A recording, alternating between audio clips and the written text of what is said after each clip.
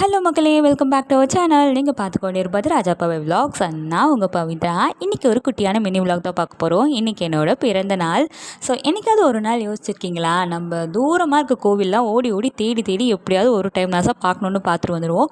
But வீட்டு பக்கத்துலேயே சின்ன சின்ன அழகான கோவில்லாம் இருக்கும். ஸோ அந்த மாதிரி கோவில்லாம் பார்க்கணுன்ட்டு நிறைய கோவில் இருக்குது. இன்றைக்கி வந்து பார்த்திங்கன்னா என்னோடய பர்த்டே அதுவுமா வந்து பார்த்திங்கன்னா முகப்பேரில் இருக்க சாய்பாபா கோவிலுக்கு தான் வந்து பார்த்தா போயிருந்தேன். அவ்வளோ அழகாக இருந்தது. சாய்பாபா அவ்வளோ அழகாக இருந்தார்.